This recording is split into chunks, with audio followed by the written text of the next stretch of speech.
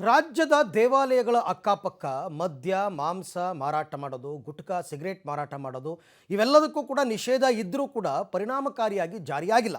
ರಾಜ್ಯಾದ್ಯಂತ ಮುಜರಾಯಿ ದೇಗುಲಗಳಲ್ಲಿ ಈ ಕಾಯ್ದೆಯ ಕಟ್ಟುನಿಟ್ಟಿನ ಜಾರಿಗೆ ಈಗ ಹಿಂದೂ ಪರ ಸಂಘಟನೆಗಳು ಸರ್ಕಾರಕ್ಕೆ ಮನವಿ ಸಲ್ಲಿಸೋದಕ್ಕೆ ನಿರ್ಧಾರ ಮಾಡಿವೆ.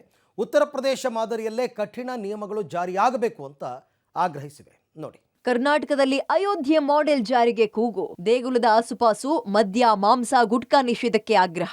ಅಯೋಧ್ಯೆಯಲ್ಲಿ ರಾಮೋತ್ಸವಕ್ಕೆ ಕ್ಷಣಗಣನೆ ಶುರುವಾಗಿದೆ. ಇದರ ಮಧ್ಯ ಉತ್ತರ ಪ್ರದೇಶ ಸರ್ಕಾರ ಕಟ್ಟುನಿಟ್ಟಾಗಿ ಅಯೋಧ್ಯೆಯ ಸುತ್ತಮುತ್ತ ಮದ್ಯ ಮಾಂಸ ಮಾರಾಟ ಗುಟ್ಕಾ ಸಿಗರೇಟ್ ಅಂಗಡಿಗಳನ್ನ ಬ್ಯಾನ್ ಮಾಡಿ ಆದೇಶ ಹೊರಡಿಸಿದ್ದಾರೆ.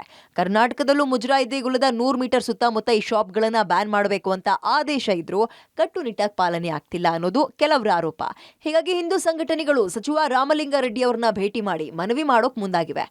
ಉತ್ತರ ಪ್ರದೇಶ ಸರ್ಕಾರ ಅಯೋಧ್ಯೆಯ 100 ಕಿಲೋಮೀಟರ್ ವ್ಯಾಪ್ತಿ ಪ್ರದೇಶದಲ್ಲಿ ಮದ್ಯ ಮಾಂಸವನ್ನ ಮಾರಾಟ ನಿಷೇಧವನ್ನ ಮಾಡಿ ಆದೇಶ ಹೊರಡಿಸಿರುವಂತದ್ದು ಅತ್ಯಂತ ಮಹತ್ವಪೂರ್ಣ ಮತ್ತು ಸ್ವಾಗತಾರ್ಹ ನಿರ್ಣಯ ಇದೆ. ಇದನ್ನು ಹಿಂದೂ ಜನಜಾಗೃತಿ ಸಮಿತಿಯು ಸ್ವಾಗತವನ್ನ ಮಾಡ್ತಾ ಇದೆ.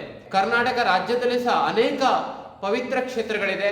ಇತ್ತೀಚೆಗೆ ಪ್ರವಾಸೋದ್ಯಮದ ಹೆಸರಿನಲ್ಲಿ ಅಂತ ಪವಿತ್ರ ಕ್ಷೇತ್ರಗಳಲ್ಲಿ ಬಿಯರ್ ಬಾರ್, ಮಟನ್ ಶಾಪ್ಗಳು ಇರಬಹುದು, ಅದೇ ರೀತಿಯಲ್ಲಿ ಬೇರೆ ಬೇರೆ ರೀತಿಯಲ್ಲಿ ಅಸಭ್ಯ ಪಾವಿತ್ರತೆಗೆ ಧಕ್ಕೆ ತರುವಂತಹ ಮದ್ಯ ಮಾಂಸದ ಅಂಗಡಿಗಳು ತೆರೆದಿರುತ್ತದೆ.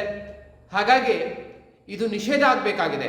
ಉತ್ತರ ಪ್ರದೇಶದ ಅಯೋಧ್ಯೆಯ ಮಾದರಿ ಕರ್ನಾಟಕದಲ್ಲೂ ಜಾರಿಯಾಗಬೇಕು. ಇಲ್ಲೂ ಕೂಡ ಅಧಿಕಾರಿಗಳು ಕಣ್ಗಾವಲಾಗಿ ದೇಗುಲದ ಪಾವಿತ್ರತೆಗೆ ಧಕ್ಕೆ ತರೋ ಮದ್ಯ ಮಾಂಸದ ಅಂಗಡಿಗಳ ಮೇಲೆ ನಿಷೇಧ ಹೇರಬೇಕು ಅಂತ ಸಂಘಟನೆಗಳು ಮನವಿ ಮಾಡಿದೆ.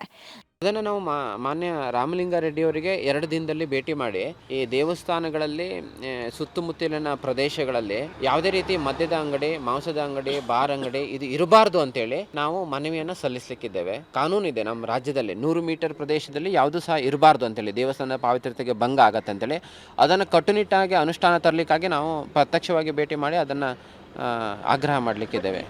ದೇಗುಲದ ಸುತ್ತಮುತ್ತ ಪಾವಿತ್ರತೆ ಕಾಪಾಡೋದು ಸರ್ಕಾರ ಮಾತ್ರ ಅಲ್ಲ, ಪ್ರತಿ ನಾಗರಿಕರ ಕರ್ತವ್ಯವೂ ಹೌದು.